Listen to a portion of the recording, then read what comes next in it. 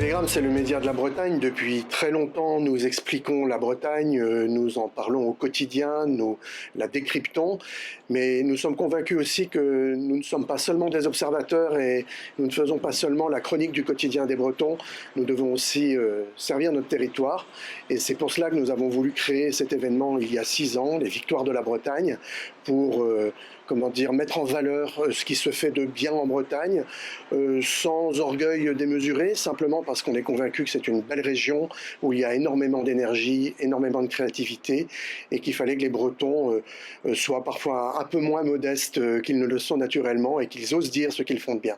L'année 2020 a été une année très difficile pour tout le monde et nous pensons effectivement à ceux qui ont été frappés par la maladie et par l'isolement durant toute cette année.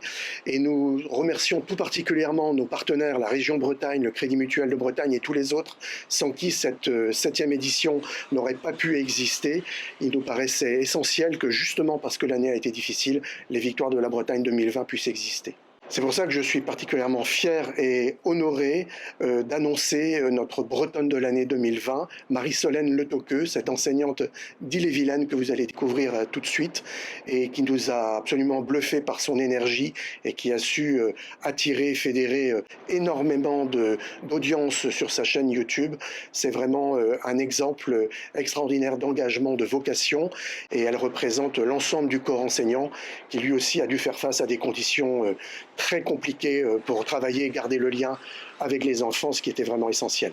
Bonjour à tous, petits et grands, je m'appelle Marie-Solène Le Toqueux, je suis enseignante à Fougères et je vous invite ici pour vous expliquer pourquoi j'ai créé la chaîne La Maîtresse Part en Live pendant le temps de confinement. Donc suite aux conditions sanitaires, je ne pouvais plus voir mes élèves en présentiel, donc j'avais vraiment envie de garder un contact avec eux et c'est pour ça que j'ai créé cette chaîne. Et cette chaîne a permis d'ouvrir la classe à beaucoup de personnes au-delà de mes 26 élèves.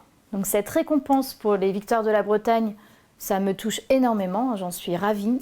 Mais je l'attribue tout d'abord aux internautes qui m'ont beaucoup soutenu, les 98 000 abonnés qui ont liké, commenté, qui m'ont fait beaucoup de retours très positifs.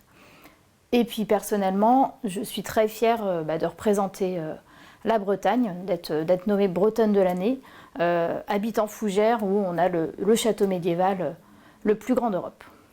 Je retiens que du positif, ça m'a vraiment donné encore plus envie d'enseigner avec motivation, avec dynamisme, et puis ça m'a vraiment montré que ce métier c'était une vocation avant tout.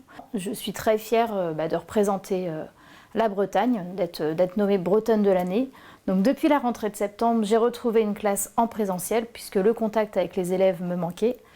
Mais je garde quand même dans un coin de ma tête cette belle expérience de YouTube. Et pourquoi pas faire de la maîtresse part en live, la maîtresse part en livre.